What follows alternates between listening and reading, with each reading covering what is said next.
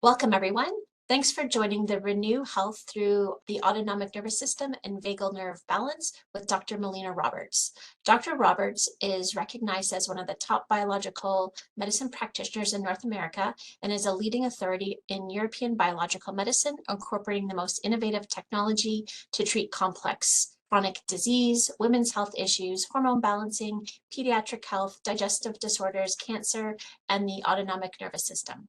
Dr. Roberts has published a book called Building a Healthy Child and has numerous articles and published studies in the Clinical Journal of Sports Medicine, the Townsend Newsletter, Food Matters, Alive Magazine, and Impact Magazine. She's also been featured on all kinds of TV and media, including ABC, NBC, Fox, CW, CBS, and the Canada News Journal.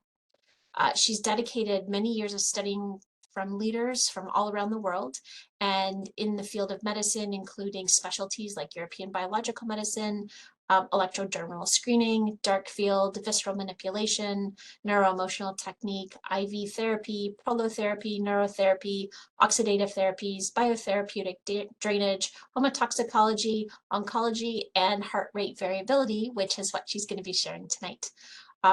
Also, Dr. Roberts is a licensed naturopathic doctor in Alberta. Biomed is thrilled to have Dr. Roberts presenting tonight and speaking on the autonomic nervous system and the vagal nerve and how addressing these two incredibly important parts of the nervous system and getting things balanced from a biological medicine perspective, we can achieve better health. And so what I'd like to do is pass things over to Dr. Roberts. All right, so we're going to talk a lot about today the autonomic nervous system, which really in biological medicine, this is like a really key factor in terms of getting the nervous system working better. So this is just a little bit about me for anyone who doesn't know me. I graduated from the Canadian College of Naturopathic Medicine in Toronto 20 years ago now. It's been a while. I have a clinic in Calgary, Advanced Naturopathic Medical Center. I've written a book, just really to introduce foods properly to our kids. And really, like, I've just been doing a lot of lecturing, and both professionally and to the public. So what I did afterwards, after I finished at the Naturopathic College, I had the opportunity to learn from one of the greats in terms of biological medicine with Dr. Thomas Rau. And so this is one of the pictures with him. I trained with him probably about 20 years ago, like right after I graduated. I got into learning about biological medicine. And, one of the main things that he says is to treat differently, we must think differently. And that's really what I love about biological medicine is it's a different perspective, even on naturopathic medicine. It's just thinking about things a little bit differently, but it's very systematic. It's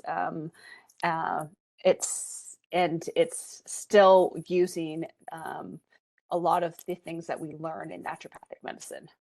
So really understanding the cornerstones of biological medicine. And to me, those cornerstones of biological medicine are our body's innate ability to be able to heal itself. Our body has that innate ability to heal itself. We just have to set up the right environment for it to do so. And that's the essence of biological medicine. And the other aspect of it is really what we're going to dig deep into today is that adaptability part of it, that regulation. So our body, in order for us to be healthy, our body has to be able to adapt. If we can adapt, then our body is able to better heal itself. So it's really about adaptability. It's about regulation.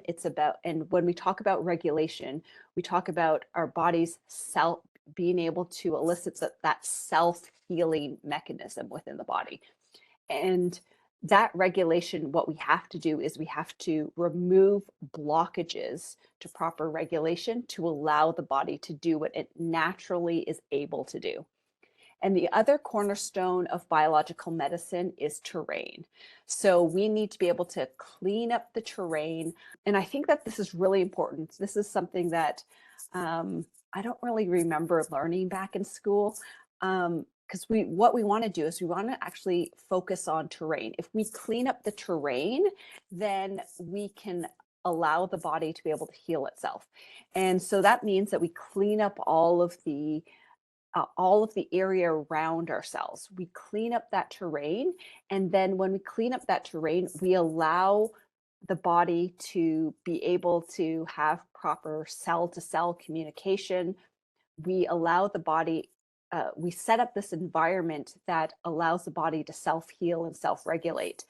And the other aspect of it is that, like when we think of things like infections, if we have a clean terrain, then our body can, then our body won't be able to house an infectious agent.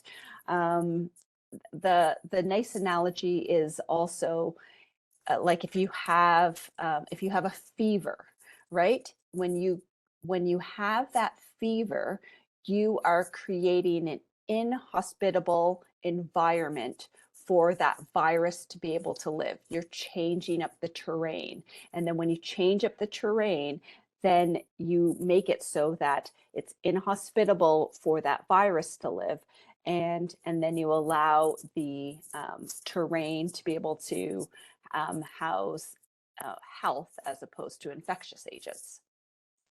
So we get into adaptability, and adaptability is really how I define health.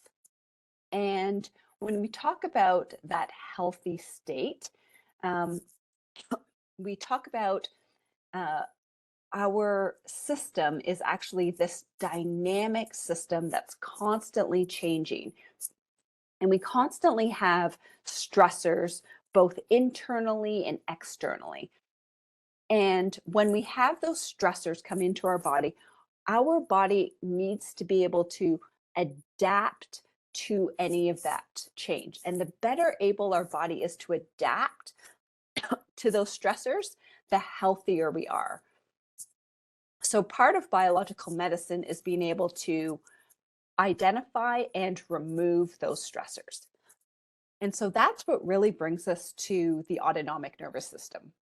So the autonomic nervous system is that nervous system that works in the background. It's where we don't consciously control that nervous system. And it has two parts. So it has our stress state, so our fight or flight, and then it has our parasympathetic, which is our rest, digest, and repair. So this is what actually controls all of the regulation throughout the entire body. And in order for this autonomic nervous system to work well, we need to have it, it has to create a rhythm, and it has to have adaptability. So thinking of those two branches of the autonomic nervous system, we have that sympathetic nervous system, which is that performance part of it. It's your fight or flight, it's exerting effort. And then our parasympathetic nervous system, which is regeneration, it's relaxation. So these are two arms of the autonomic nervous system. Now, first of all, I think it's important to understand that these are initially survival mechanisms.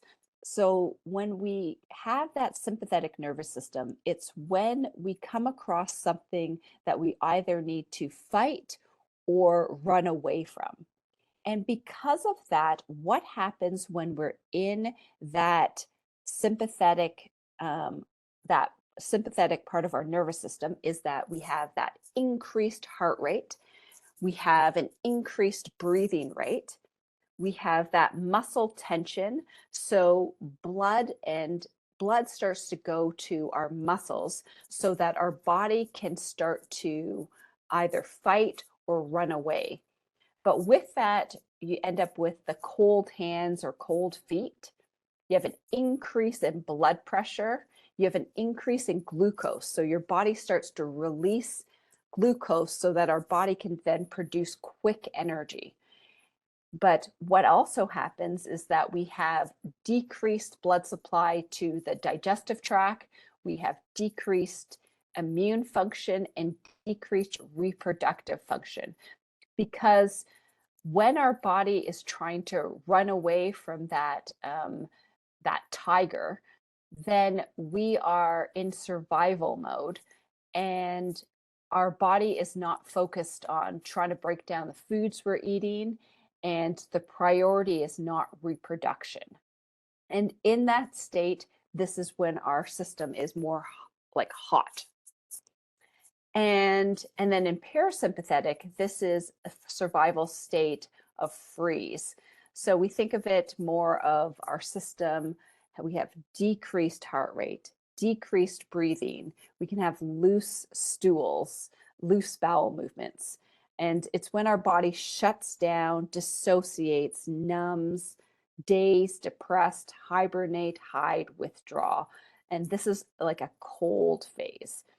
So remembering that these are survival states, and this is very important in terms of survival of our species. And the challenge always is that it's when we are chronically in one or the other, that's when it becomes problematic. So it's okay when we are trying to be in that survival state. The challenge is that in our day-to-day lives today, we are in these survival states on a more common level, as opposed to it just being to get us out of danger. So I think it's also important to understand, like, kind of, I'm going to say, like, the yin and yang of these nervous systems, right? So we have the fight or defense part of the sympathetic nervous system, and then parasympathetic is recovery. And sympathetic is being awake, and then parasympathetic is asleep. Then we have tension and we have relaxation. We have acidity, and then we have alkalinity. We have rigidity in that sympathetic nervous system, and then we have adaptation in your parasympathetic state. And then sympathetic, really, if it goes on too long, we have degeneration, catabolism, breakdown. And in parasympathetic, you have healing, anabolism, building up. And sympathetic is deposition, and then parasympathetic is excretion. And when you look at sympathetic, you can look at it from that intellect part of you, and parasympathetic is more that intuition part of you. So really, it's like that. It's really important to understand kind of that yin and yang. We need both, but we need a balance between both.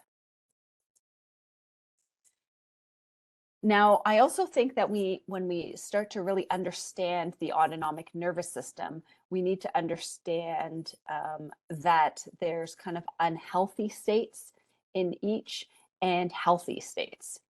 So overall, you can think of the sympathetic nervous system as like the action part of the nervous system. And then parasympathetic, you think of it more as inaction. So when you are in that sympathetic state, but you are not safe, you are more in that survival state, that is when you are in that fight or flight. But we can also be in sympathetic nervous system in a safe state, in a healthy state. And this is when we have like a mobilization response. So this is in your sympathetic state, this is your and it's your healthy state.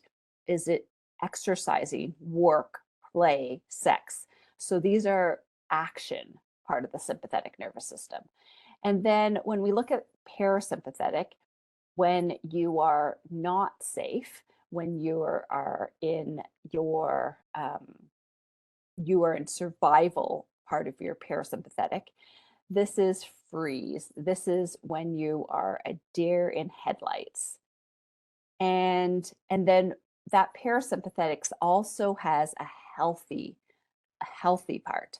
And this is the one that we actually talk more about, which is the parasympathetic stage, which is rest, digest, repair, replenish, reproduce. So we actually need that parasympathetic, even though in an unhealthy state, you're typically in that freeze state. But in a healthy state, this is when your body is doing the repairing, the replenishing. So it's important really for us to have both both parts of the sympathetic and the parasympathetic to be working well in order for us to be healthy. Now, there are ways to be able to measure the autonomic nervous system, which is really cool. And I think it's actually very important for understanding where the body's actually at. And the way that we can measure the autonomic nervous system is through something called heart rate variability. Now, heart rate variability is an analysis of the heartbeats, and it can give us an idea and a comparison of the parasympathetic nervous system so the sympathetic nervous system to the parasympathetic nervous system. Now, a little bit about heart rate variability. In terms of heartbeats, our heartbeats are not a metronome. So they are not like a timed release, a timed beat. There's actually a little bit of variability between each heartbeat. And all of those little spaces in between the heart rate is the autonomic nervous system making slight adjustments before you have that next heartbeat. So that's how we can actually measure the autonomic nervous system, because the autonomic nervous system is what's making all of those micro changes between heart rates.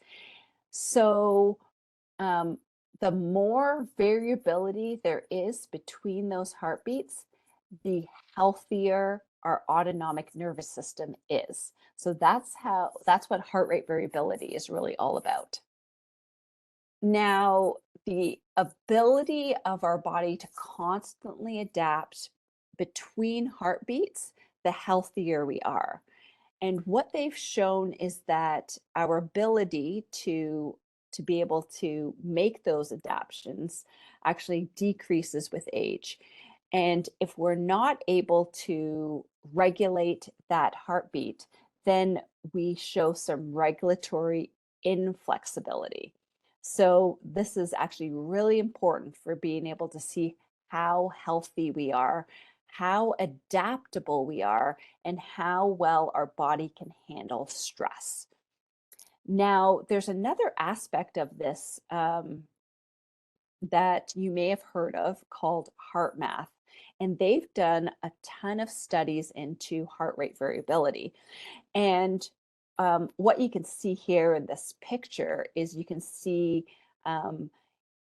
that not just the variability in terms of the heart rate, but you can see that that when someone's in frustration, that their heart rate variability can be really disjointed.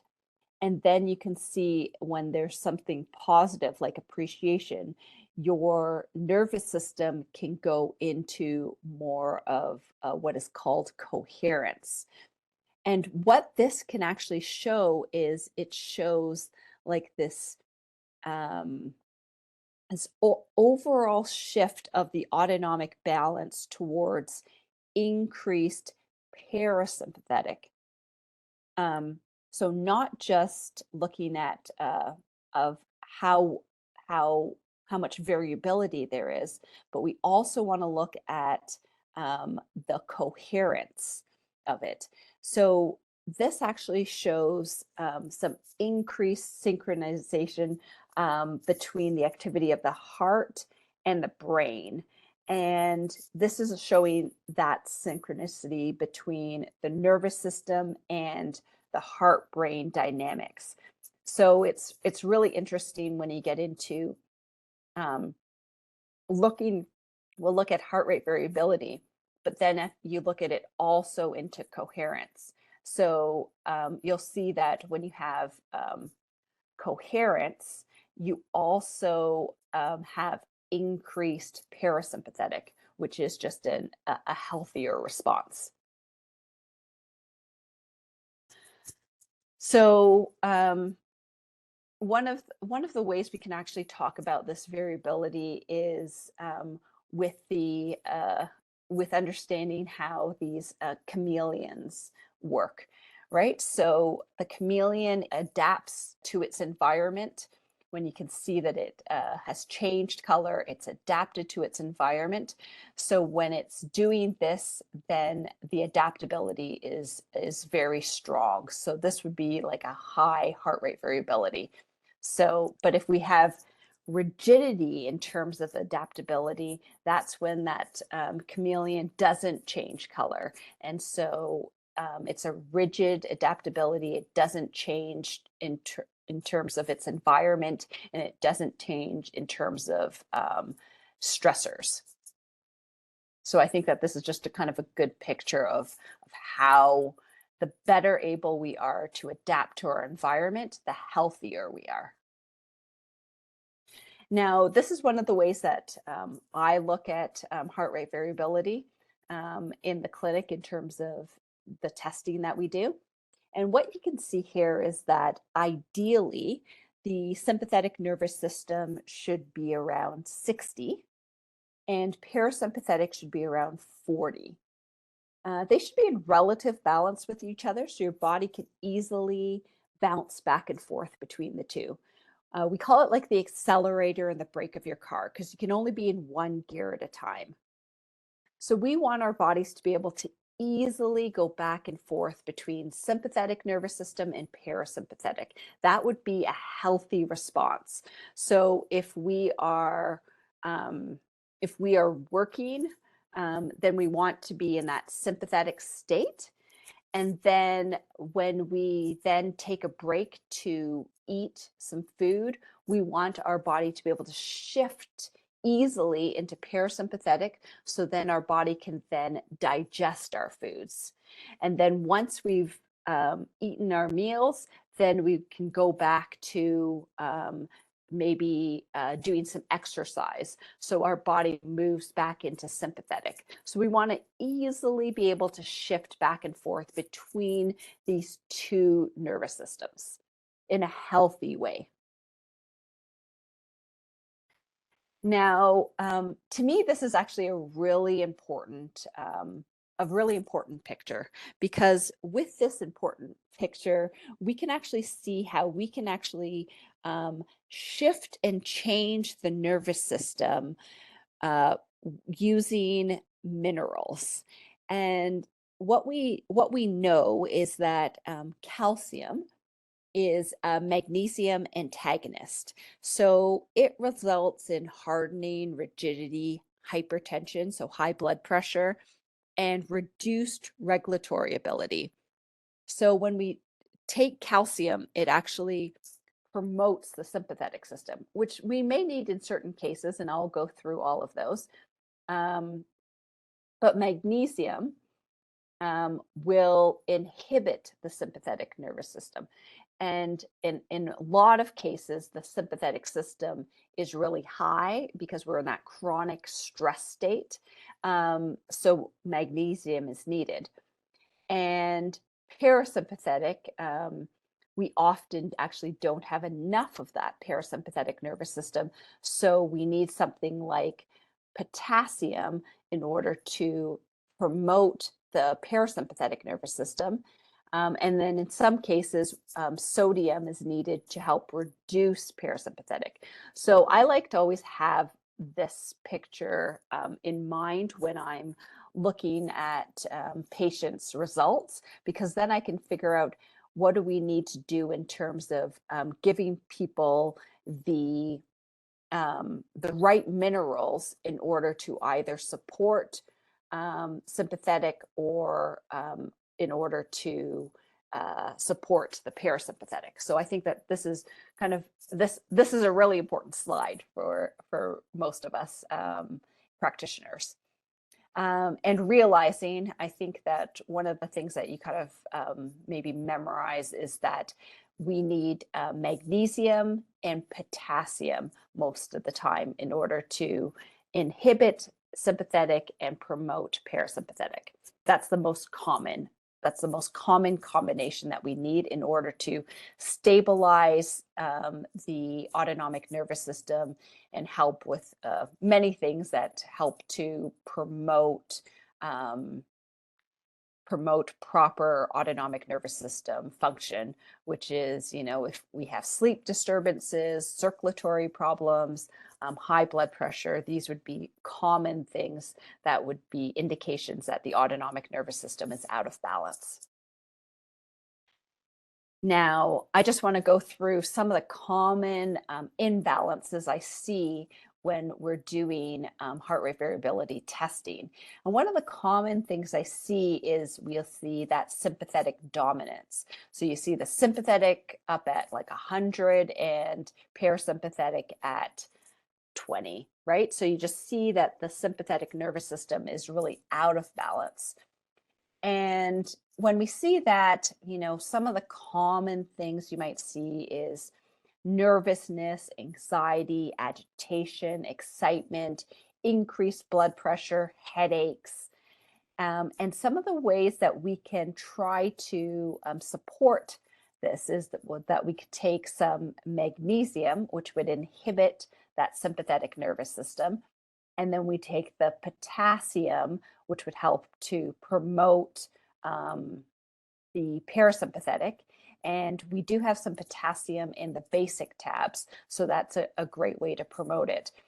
And then you want to make sure that you're also supporting the adrenals, and realizing that what we want to do is we want to help to restore the adrenal function.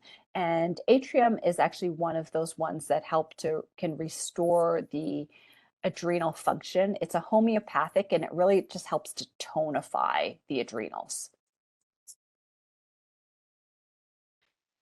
And so understanding sympathetic dominance is really interesting too, because I think that realizing that, during our waking hours is when we are often in our sympathetic dominant state. And when we're in that sympathetic dominant state, we'll have muscle tension so that we're able to stand and move. And during our sleeping hours is when our parasympathetic system dominates or prevails. And that actually allows our muscles to be able to recover.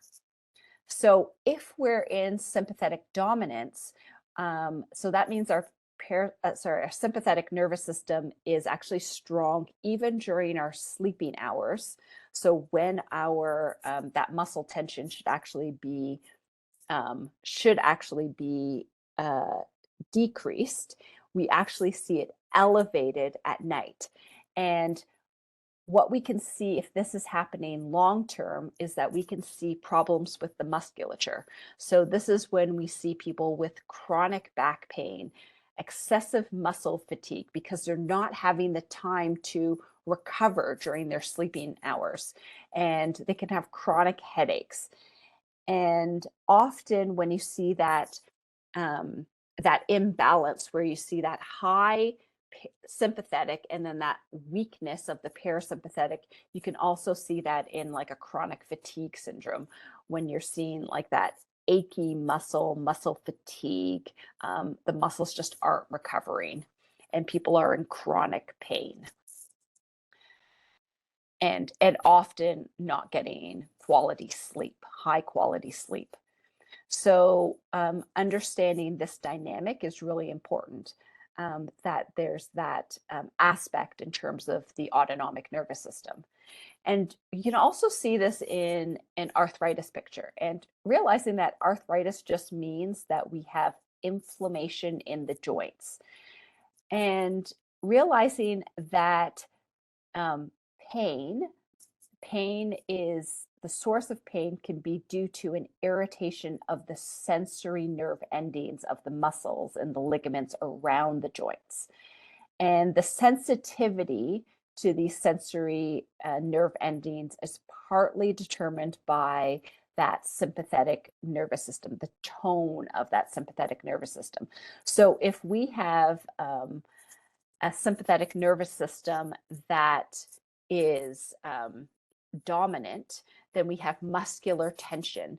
And that means that the tone in that sympathetic nervous system is high. And that actually puts some pressure or some tension into the joints.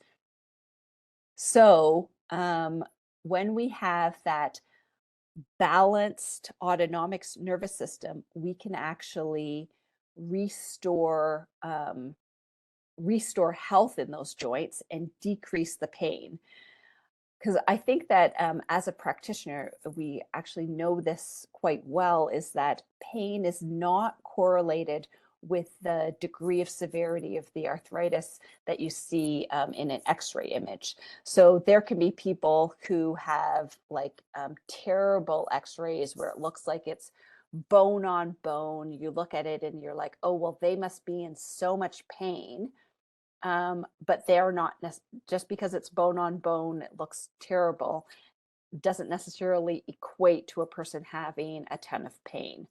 So what you realize is that if we can actually work on balancing out the autonomic nervous system and improving the parasympathetic nervous system, you can actually have improvement in terms of joint pain. And then there's the cases of excess. And so this is when you have the sympathetic nervous system is high and the parasympathetic nervous system is high. And this is typically what happens is that you have a sympathetic nervous system, so the one before here. So you have a sympathetic nervous system that is quite high. And then what happens is that then the parasympathetic nervous system increases to compensate for a stress system. So this is an indication that the sympathetic nervous system has been high for a long period of time, and then the parasympathetic nervous system comes in and compensates for this stress system. So this is typically the pattern that you will see happen. And in this case, when you see that excess picture, you can have magnesium. So the magnesium will help to inhibit that sympathetic nervous system. And then taking something like sodium will help to reduce the parasympathetic. So taking those two, so you can take that with like the magnesium bisglycinate and the in terms of products, and the Pleo Alcala will help to actually calm down both parts of that nervous system. And then one of the other ones would be the Aveeno Sativa. And what that is it's a herbal remedy that actually helps to calm and soothe and relax the nervous system.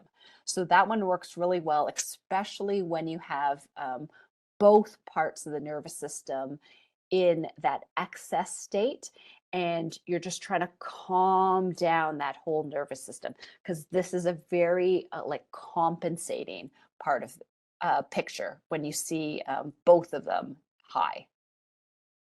And then what typically happens next is that the sympathetic system can't keep up that that high excess for a long period of time. So it now decreases. And so then we end up with a parasympathetic dominant. Again, this is a compensating picture, and it's often that the nervous system has been out of balance for a long period of time. And symptomatically, what you'll see is this is typically when you'll see depression, feeling sluggish, lethargic, dizzy. In that parasympathetic dominant state, it's that deer in headlights. And what we see, what we like, we commonly see this in our world. It's not just, you know, your deer in headlights. It's when a person is vegging, they lost motivation, they're okay just watching Netflix, scrolling on their phones, scrolling reels, watching TV, playing video games. So they're not engaged. This is typically what you'll see in terms of a parasympathetic dominant state. And yeah, it's kind of that loss of motivation to get things done.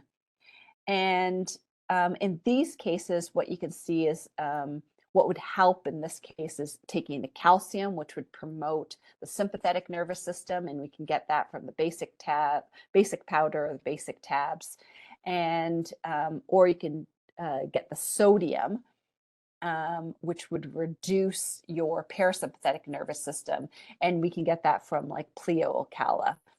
And then also what you want to do is you actually want to support the adrenals with something like the neuroplex. And what the neuroplex helps to do is it actually helps to regulate that autonomic nervous system. And it does that with a number of different herbs, like they're just traditional European herbs that just are known to calm down that nervous system. So it helps with that nervousness, that restlessness, mild depression, any of that stress, anxiety, even some of the sleep disorders.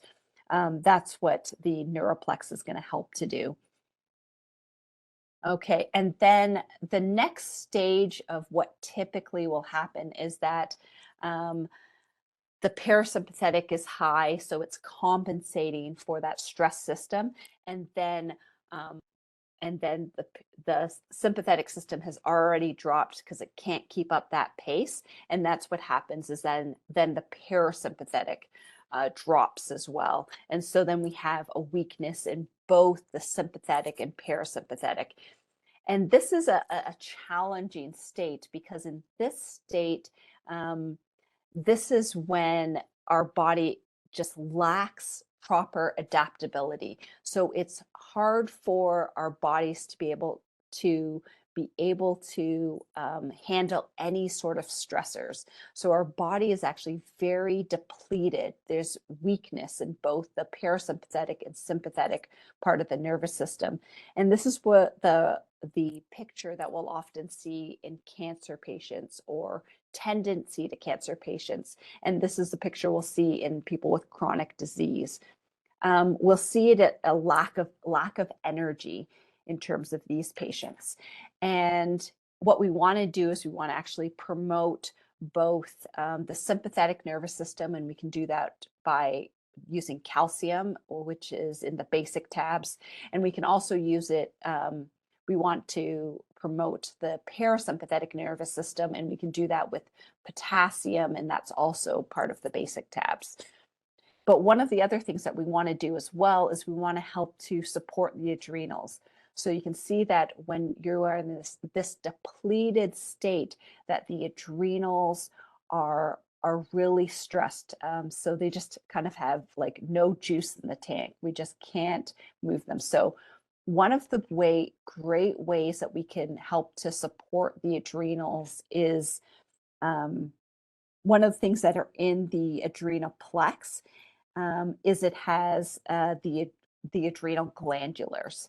And those adrenal glandulars, they really help to provide the nutrients that to allow the adrenals to be able to repair and function optimally.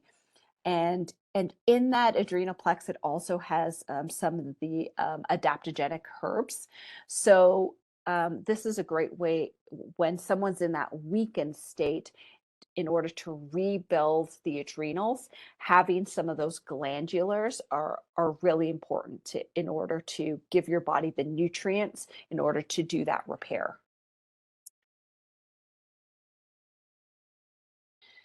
Now we'll talk about the vagus nerve. Now the vagus nerve is plays actually a very important role in terms of the autonomic nervous system. So the vagus nerve is actually one of your cranial nerves. So it's a cranial nerve that comes down from the brain, comes down the side of the neck, comes down through the thorax, bisects through the diaphragm, and innervates all of our digestive organs. And the vagus nerve is really like, it's one of the longest cranial nerves. But the important part, the connection with the autonomic nervous system, is that it innervates many of the components of the parasympathetic nervous system. So we need to actually support the vagus nerve. And by supporting the vagus nerve, we are supporting the parasympathetic nervous system, which is, your rest, digest, repair, the healing part of the nervous system. And the best way that we can help to support the vagus nerve is by doing diaphragmatic breathing. So the diaphragmatic breathing is the most rapid, direct way to affect the parasympathetic nervous system. And so this is just, some of the ways we can do it. We want to, diaphragmatic breathing is breathing right into the abdomen. And then you want to be doing about 6 to 10 breaths per minute. And there's lots of ways that we could do that diaphragmatic breathing. We can do it like kind of the old ways of doing diaphragmatic breathing are doing those chanting of the vowels. So we want to inhale deeply and then chant like the A, O, U. And these are great ways to actually support the vagus nerve. And some of the other ways that we can actually help to support the vagus nerve are doing things like cold showers. Even if you just do 30 seconds of cold at the end of your shower, you'd be supporting that vagus nerve. Singing and humming, gargling, and laughter. So those are great ways to stimulate that vagus nerve and help to support the tone of the vagus nerve. And by doing that, we're actually promoting the function of the parasympathetic nervous system. And then, all of these relaxation ways are ways that we can support really the overall autonomic nervous system. It's doing meditation, deep breathing exercises, massage, yoga. I'm realizing my time is limited right here, but I can go through this quickly. When we talk about stress on the autonomic nervous system, it's important to realize that when we talk about stress, that we're not just talking about mental emotional stress, that there are 6 stressors on the nervous system that can all be wearing down that autonomic nervous system. I like to use the example that our nervous system can't decipher between being stuck in traffic and eating a piece of white bread. Our body sees both of those equally as stress on that autonomic nervous system. So some of those stressors are, one is food. So eating inflammatory foods like gluten, cow's dairy, sugar, industrial oils. Another major stressor is environmental toxins. So these are preservatives, additives, dyes, glyphosate, all the stuff that can be added to our food, as well as those plastics, and EMFs as well. Heavy metals is another major stressor. The most common one we do talk about is the metal amalgams in the mouth, but this could also be from lead piping. The cigarette smoke has cadmium. Um, there's lots of different ways. It can end up in our foods. It can be in the lead paint, depending on how old our houses are. So there's all different ways that we can be getting heavy metals into the body. And remember, we're not supposed to have any heavy metals in the body. Another stressor on the body can be immune challenges. So this can be everything from viruses to bacteria to fungi to parasites. So any of these immune challenges on the body can be a stress on that autonomic nervous system. And then we can also have mechanical stressors. So these can be structural imbalances, these can be injuries, scars. The other one that we often forget about is also tattoos. So that can also be a mechanical stress on the body. And then this is the one that most people are talking about when we think of stress is our mental emotional stressors. But I think it's also important to realize that we can have these like emotional conflicts or traumas that are left on our nervous system. And even if we don't necessarily realize that they're causing stress on the autonomic nervous system, these old traumas or conflicts on left on our nervous system can be kind of on replay and causing problems in terms of that autonomic nervous system. So clearing those traumas and stresses from the nervous system can actually help that nervous system to be able to function properly and get into a good healthy coherence and good healthy heart rate variability. So what we want to be doing as well is we want to be cleaning up the diet. So we want to be removing the foods that can be causing inflammation, like the gluten, the cow's dairy, the refined sugar, the industrial oils that we typically find in fried foods. We want to be eating foods that are organic, unprocessed, non-GMO. And then we want to just help to alkalinize that that milieu, so that environment outside of our cells. So we can do that with the Pleo Alkala and the basic tabs, and then also cleaning up the internal environment and inside our cells with Pleo Sanavis and Pleo Citro. And one of the things that, sometimes we just can't control is the amount of toxic loads that are coming in, especially through our foods.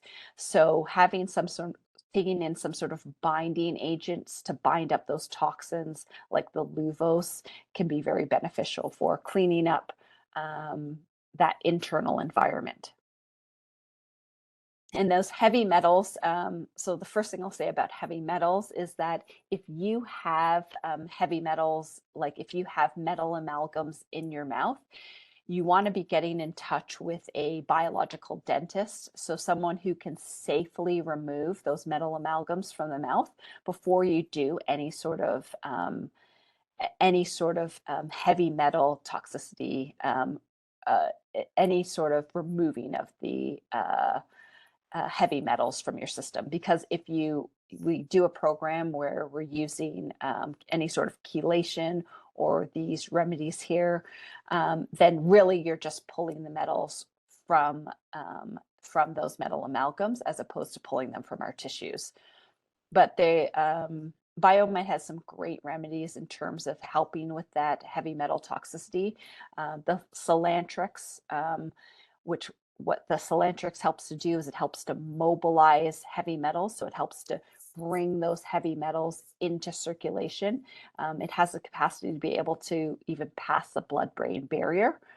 And then you use the chlorella once you've brought those heavy metals into into circulation, then you want to use the chlorella to bind up those heavy metals.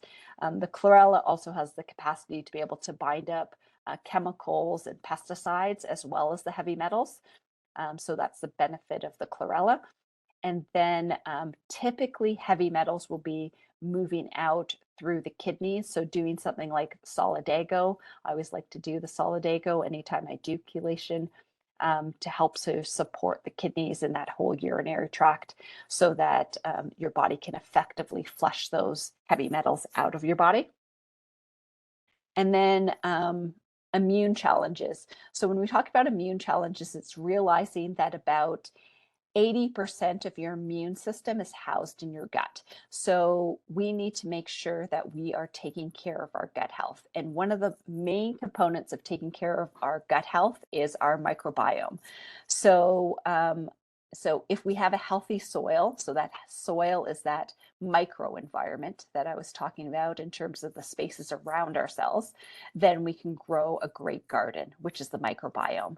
And in order for us to have a good healthy microbiome, we start with taking high quality probiotics. Some of those probiotics are listed there. So there's the probiotic 7-in-1, the bacillin, and the probion. And then what we want to do is we want to help to balance out the microorganisms.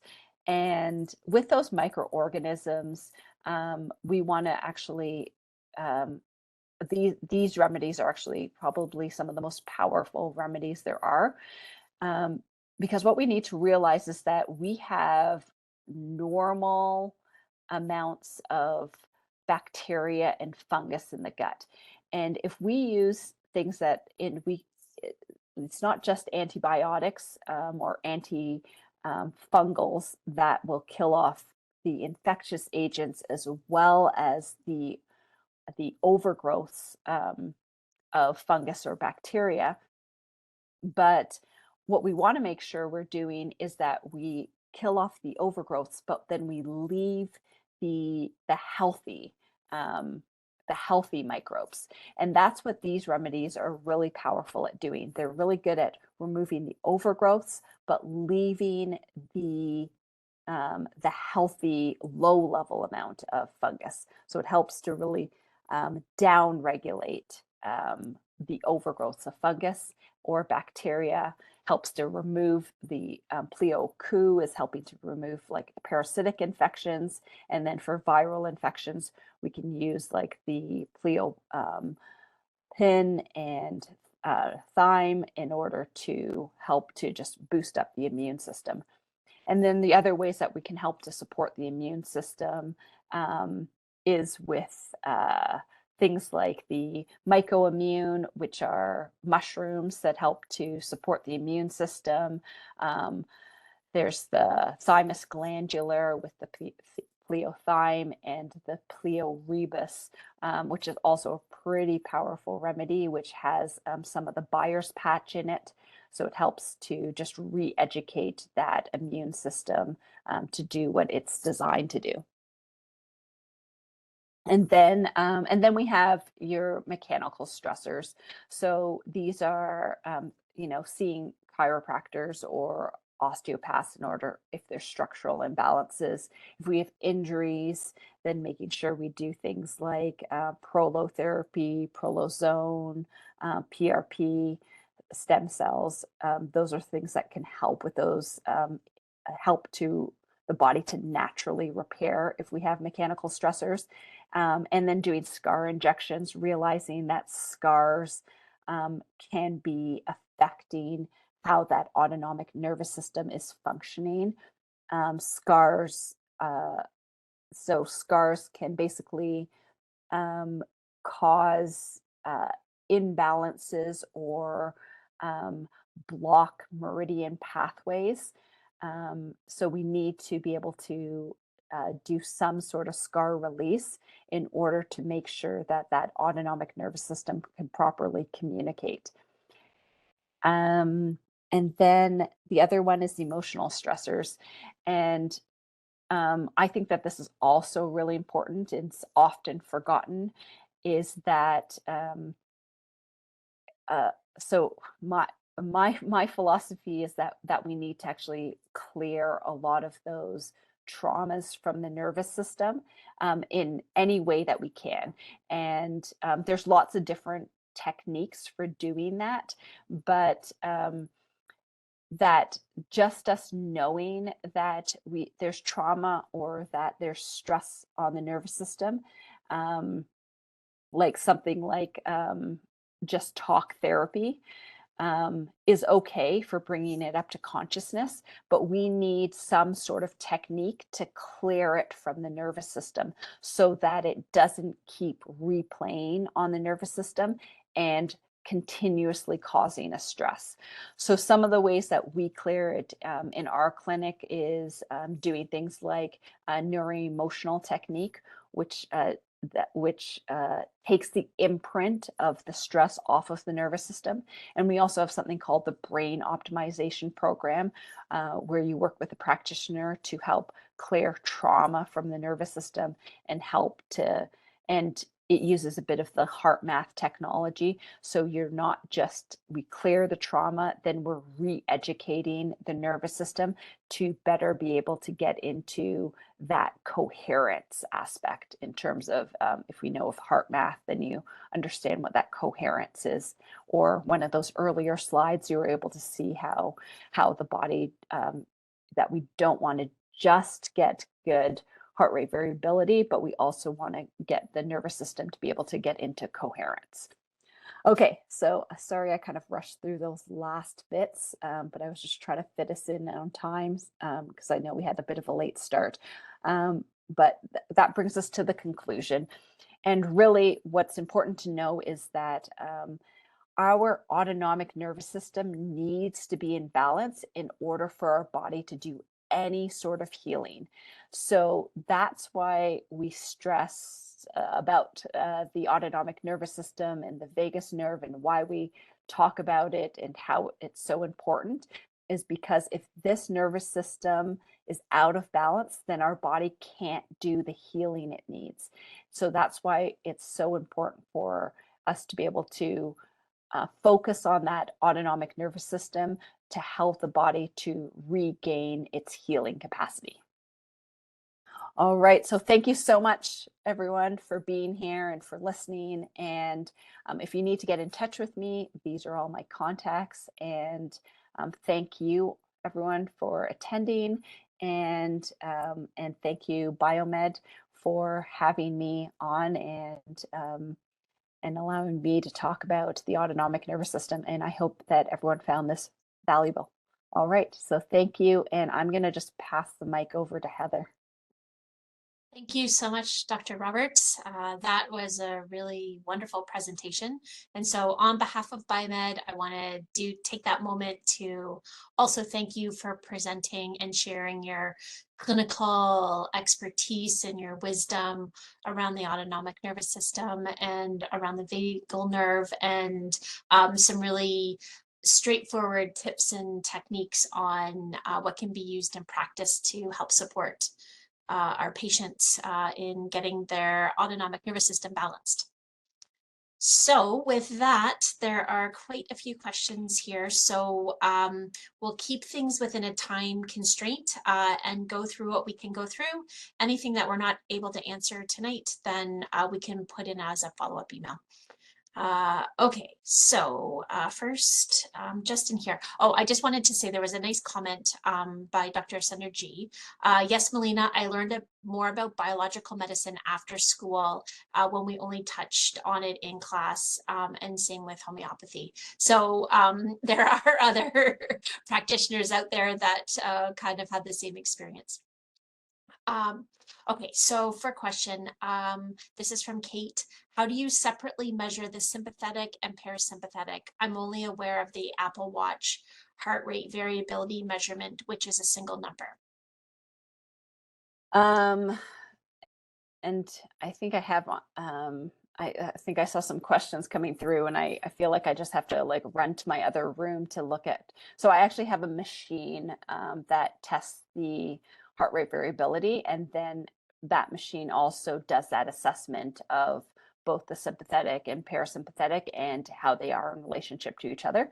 Because to me, like things like the Apple Watch, which will tell you what it's actually telling you, is it's just telling you um, what the what your heart rate variability is, but it doesn't do an analysis of it. So that's the benefit of having some of these testing tools, is that the testing tools like within your clinic is that it helps to figure out like what that imbalance actually is, like, so how much sympathetic to parasympathetic.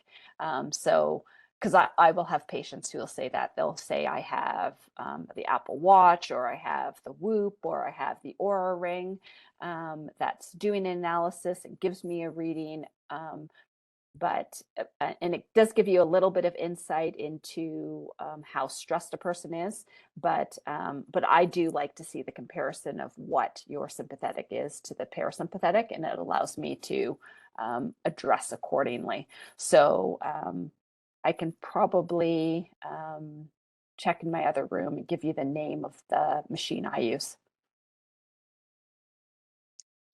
Great. Yes, and I can put that in a follow-up email as well. Okay. Okay, so there were some questions that came in around basic tab. Basic tab does contain sodium, potassium, calcium, and magnesium. And so Dr. Wales had asked, when you were talking about the sympathetic dominant section, basic tab has calcium too. So how does that help with the potassium and magnesium? Maybe talking a little bit about the fact that it's a formula that has the 4 minerals, and so how to use it in the sympathetic dominant, excess, parasympathetic dominant, or weak.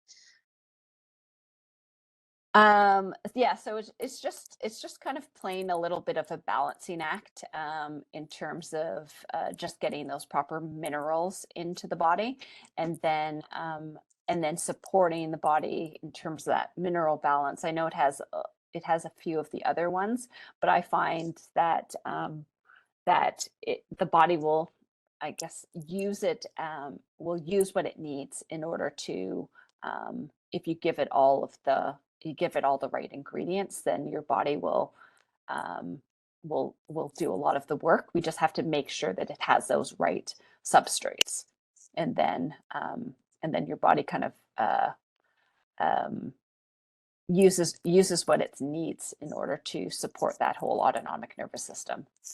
Yeah, I think that's Yeah, that's a yeah, great kind of yeah. blanket question, but I think it, or answer, Yeah. but it answers it very well. Yeah. With Adrenum, do you have a specific dose that you use with patients?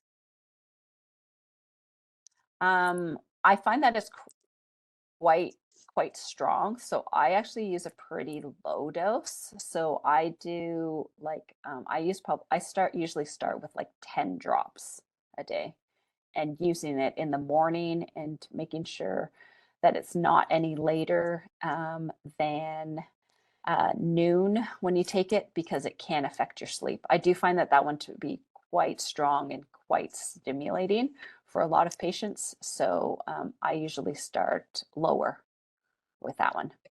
Great. And do you have a typical time frame that you use it, like in months? I usually just start with like I'll start with taking it for a month and then seeing how they do. Okay, great.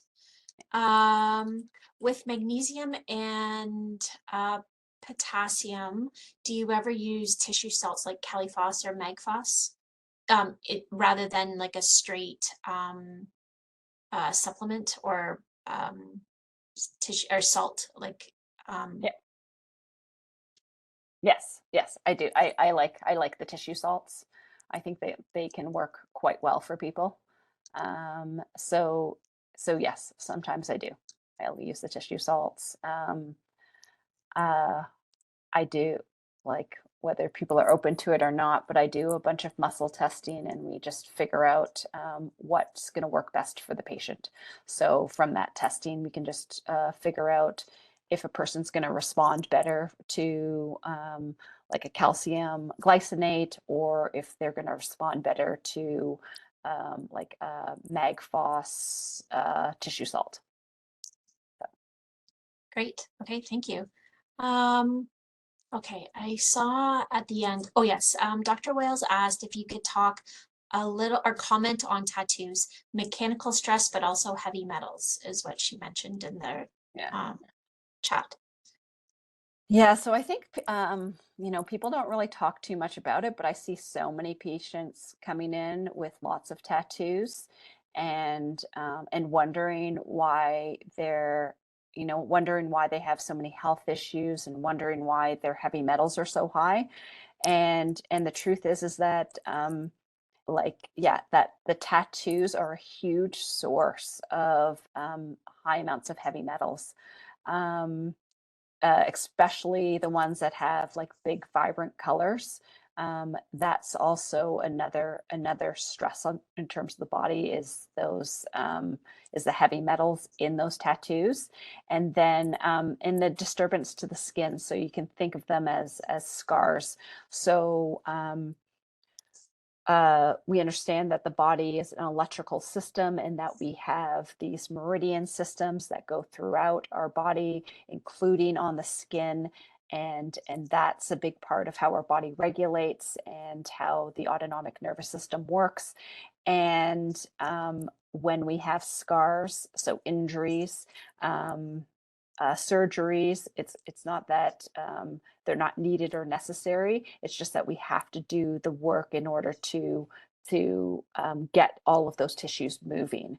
So so the same way that we do scar release on the skin, when we have surgical scars or injury scars, we have to do the same thing with tattoos. We have to make sure that the skin is mobile and moving, um, and that we can get proper movement, both electricity, both blood flow, lymphatic drainage, fascia movement of all of those tissues, to get the autonomic nervous system to properly communicate. So understanding that all of those layers are really important. Great, thank you. Yeah. There's a few more questions in here, so Okay. I'll just go through these last ones. Dr. Michael Kessler, he said, great job. I've been teaching HRV hormone, Oh, okay. heart rate variability for Yeah, yeah. 15 years. Oh, awesome. So Yeah, that's great. And also he's a biological medicine doc in the US as well. awesome. Anna asks, what is the testing called with the graph for the parasympathetic nervous system and the sympathetic nervous system? That's I will get you the name of the testing machine I use. I don't know it off the top of my head. Okay, great. What we'll I'll get do that to is Heather. Yeah. we'll make sure it goes out in the follow-up email so that you have that information for everybody. Okay, Claire asks, is a vasovagal syncope reaction something that can be healed through your practices mentioned? Or do you believe it to be the body's natural reaction to a trigger?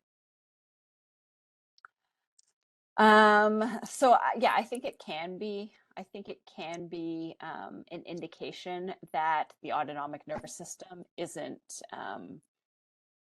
uh, it is actually going into a stress response too quickly. So I think that by doing things like supporting supporting both the sympathetic nervous system and the parasympathetic and getting that into better balance, then people won't be going into like those vasovagal responses. I think that's sort of the same with things like POTS, right? Is that it's just showing it shows you a weakness in the autonomic nervous system that you have that response um, that is like as soon as you stand up that you're feeling lightheaded or that you're going to pass out. Yeah, your nervous system just isn't regulating as well. So again, it's identifying, removing the stresses from the autonomic nervous system and trying to get the nervous system to be able to come back into balance, and you would see those things start to resolve themselves. Great, thank you. Just a couple more questions here. Magnesium dosage for someone who is frequently in sympathetic mode and not getting enough rest at night.